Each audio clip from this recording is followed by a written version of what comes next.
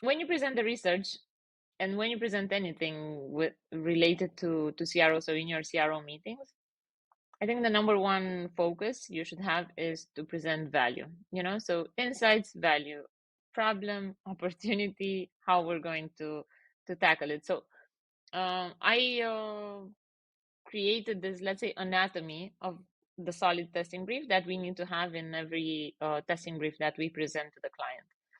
Looking like a baddie, I show up and make them stop. Wanna know my name so badly, cause I run this whole block. Flip my hair, move my head, show the world I'm royalty. When I walk by, they be taking bows, cause they know I'm the queen, yeah.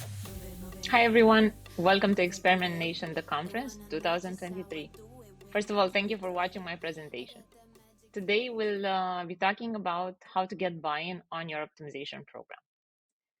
A little bit about me. I founded On Track Digital in 2016.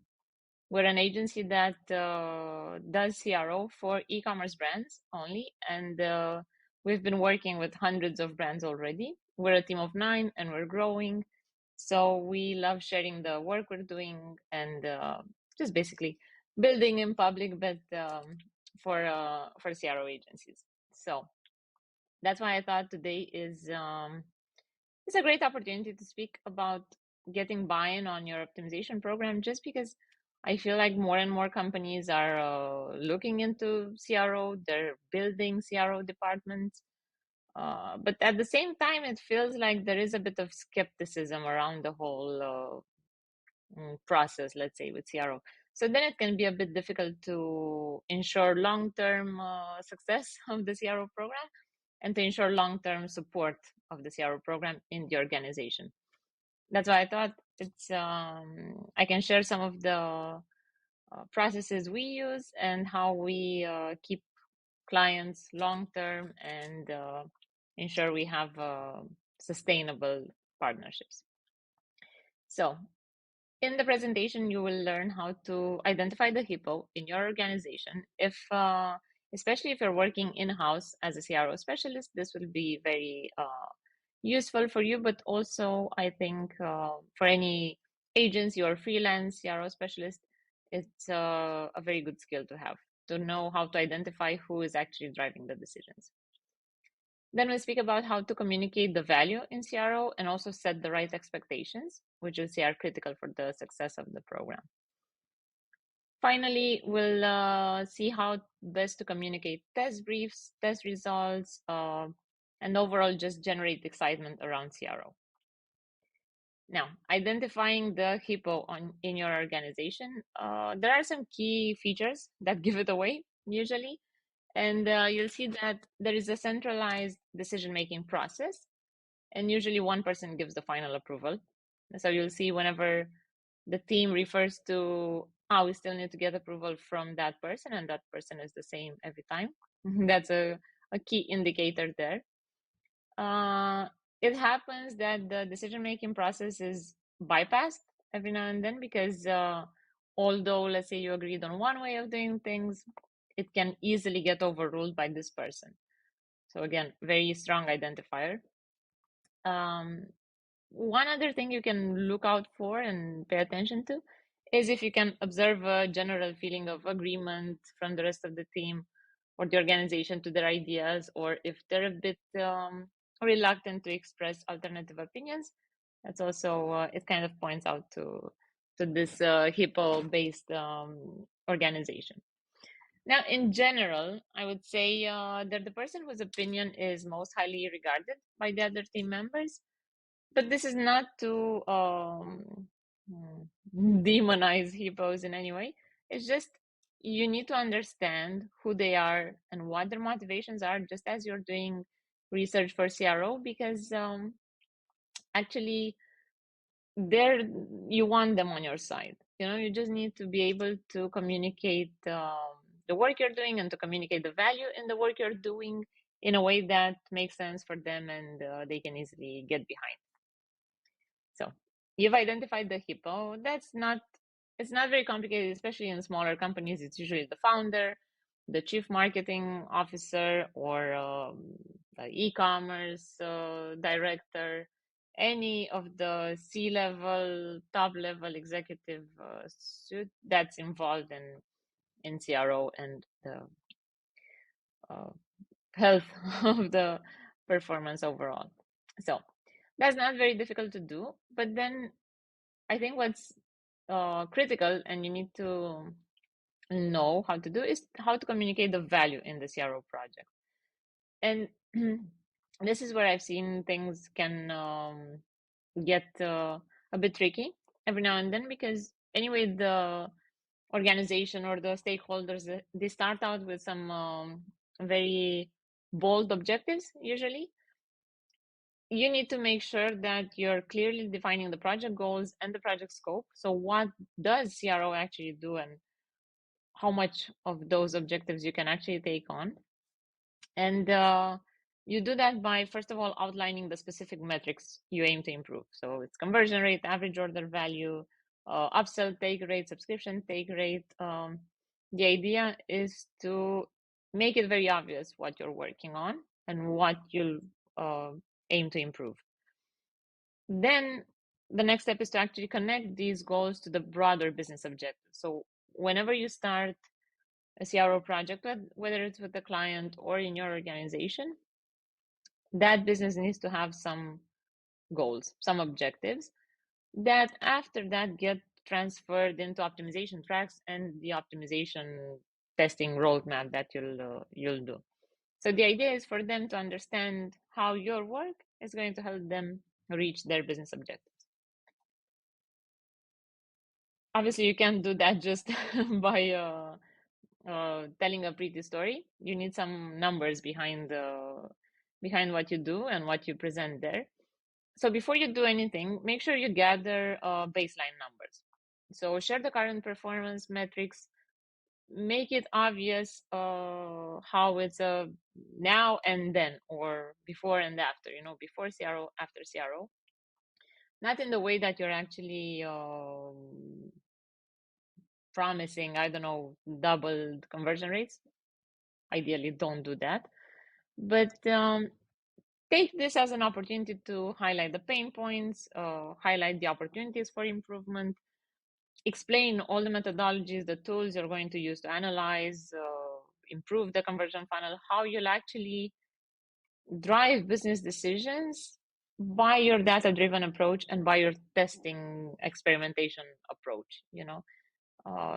Right now, let's say decisions are made by the Hippo right now, or based on what competitors are doing, or based on whatever someone feels being the key element here.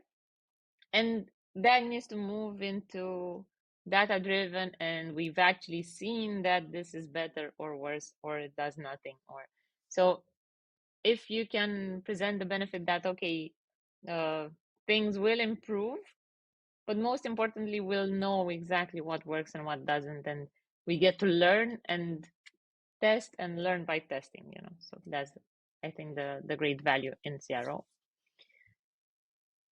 Also, what I've seen helps is showcasing successful case studies. Again, don't present it as a way to you're guaranteed to get this, but present it as in it can be done. This is the power CRO has, and this is the power optimization has, but they can connect easily, so your stakeholders can imagine the success in a way. You need to generate some excitement. Of course, you don't want to promise the moon and the stars, but you need to explain that there is some potential, there is an ROI analysis that you can do. Just demonstrate the benefits of the project and try to estimate the potential impact with estimate highlighted. Just explain what can be done with CRO if you have the full support of the entire team. Again, make it a collaborative process as much as possible, because what I've seen is when you take everything on your shoulders, let's say, but then there's no skin in the game for the other person, the stakeholders or the marketing team or whatnot, they don't get involved, and you don't get the same results. If you get buy-in from all the departments, and they actually pitch in with ideas, and they actually help you with the things you'll need every now and then, you're 100 times more likely to have a long-term successful CRO project. Now, let's say you got buy-in, you're getting started, you did the research, all of that. When you present the research, and when you present anything related to CRO, so in your CRO meetings, I think the number one focus you should have is to present value, so insights, value, problem, opportunity, how we're going to tackle it. So I created this, let's say, anatomy of the solid testing brief that we need to have in every testing brief that we present to the client. This is Romo Santiago from Experiment Nation. Every week we share interviews with and conference sessions by our favorite conversion rate optimizers from around the world. So if you like this video, smash that like button and consider subscribing. It helps us a bunch. Now back to the episode. And the testing brief actually helps everyone involved in the project, because you get to define the test, what will be tested, where, how it works, on which audience, all of that. You get to communicate this, use it as a communication tool with the implementation team, with the development team, with the design team, copywriting, all of that. So you have a document to share across the organization. And then you can also use this to get approval from the stakeholders, so from management or your client or whoever needs to give the approval. The test briefs are amazing because they will be able to understand the problem. So what's the problem you're trying to fix with the test? I think it's critical for you to be able to answer that question. So you've identified the problem. What's the opportunity actually? So how is your test going to fix the problem? Then the optimization track, because what can happen many times in CRO programs is that we have a bunch of problems, we have a bunch of opportunities, but do they actually align with the optimization tracks? So let's say, and not necessarily problems, because okay, you want to fix those, but you have opportunities and ideas for 1 million tests. But if they don't connect to the optimization track, 3 months in, 6 months in your optimization program, you won't be able to demonstrate the ROI or the impact that you promised initially, because you got sidetracked with 1 million other elements. So make sure that your test is in line with the business objective, so it is on the optimization tracks you defined. And then the final element is mention the data sources you use to generate the insights, because that just validates the entire idea. So it's not just something I dreamt of last night, although that might be a source of inspiration, but you want to put data behind it. And it doesn't have to be just analytics data. It can be customer surveys analysis, review mining analysis, user testing, with the entire range of research that you can do. So you've communicated the testing briefs, you ran the test, everything is nice and smooth. Then you'll need to be able to communicate the test results, actually. So for the test results, and again, connected to the testing briefs, what I really love to do, and we do it across the organization, is that you have the wireframes for what you're going to test, always. So don't just say we're going to replace the square with a rectangle and make the curves less round. Not relevant. Show, an image is, as you know, 1,000 words. A prototype is 1,000 images. If you can actually have it, an initial prototype to show what the variation would work like, even better, but this does the job quite nicely. So for the test results, the same, we're going based on a template, a framework, let's say, in which we present this. We use this blueprint, let's say, to present test results in a way that no matter what the results are, people are excited to learn them. They feel like, you win or you learn. It's not win or lose, it's just win or learn. And if you can communicate this, I think you're going to be solid with the optimization program. So presenting test results. Why you need to go through, you'll feel like some of the stuff repeats with the testing brief. It will, just because people forget. In 2 weeks or 3 weeks, since you presented, got approval on the test and ran the test, nobody will remember what you tested, why you tested, what it did. So make sure you go through the test overview again. So what did you test and why did you test it? Mention how long the test ran for, on what pages, what audience, devices, all of that, so that you create a context around the text. Before and after is exactly like I showed you before. Show visuals of the control and the tested variations. I've seen that usually stops any presentation and gets people talking, like, this looks nice, or this is just the numbers. The initial overview, let's say, is never as exciting as the before and afters. After you presented the test, you need to show the key metrics on the control and variations and the percentage change difference between them. What I've seen is we used to just show 1.4% conversion rate, 2.9% conversion rate. That would be great. Doesn't really happen. But anyway, you present the numbers, but actually when you present the percentage difference, that's when everything makes sense to your audience. So make sure you present the percentage difference and explain what the uplift is, if there is any. And then something that I feel is quite overlooked, but super important for any test result and any optimization program, to be honest. After every A/B test concluded, or whatever experiment is concluded, you need to have next steps well defined. And the next steps should be 3 other iterations on the test.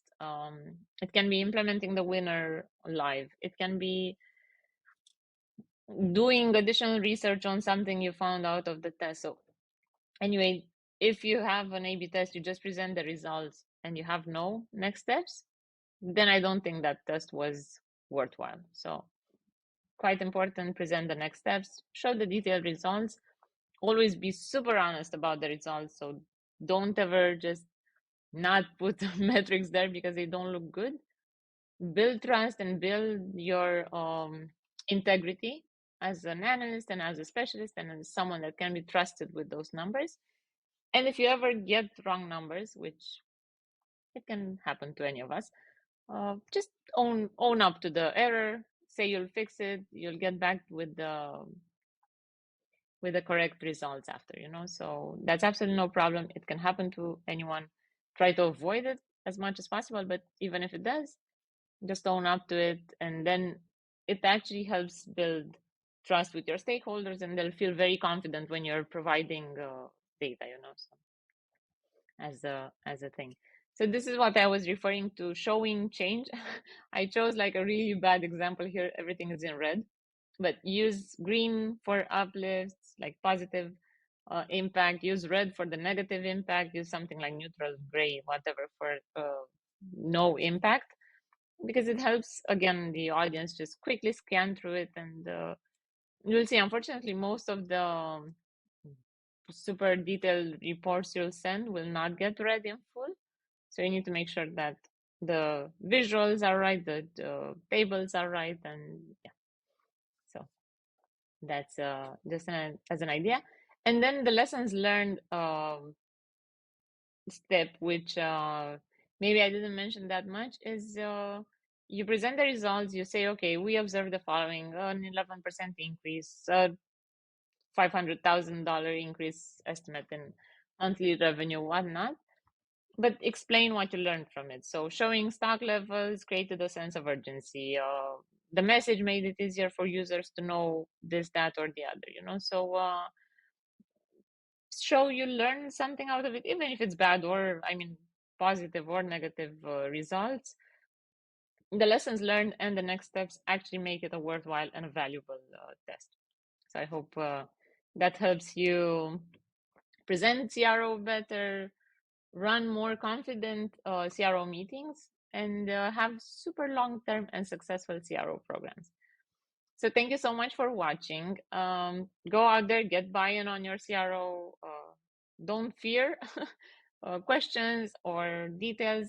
Mostly when you'll find like you have audience that asks a million questions, or it's because it is a new industry in a way for many. It's a new process. So the first thing is for you to understand the process really well and to define your own process that makes sense and it's something you've validated.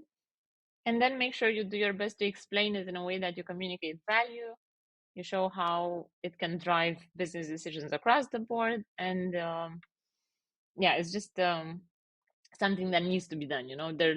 They're losing opportunities without CRO.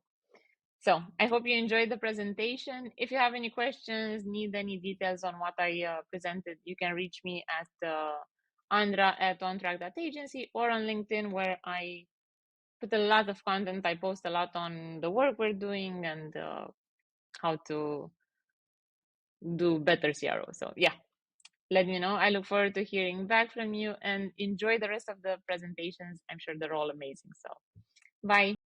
This is Romo Santiago from Experiment Nation. Every week we share interviews with and conference sessions by our favorite conversion rate optimizers from around the world. So if you like this video, smash that like button and consider subscribing.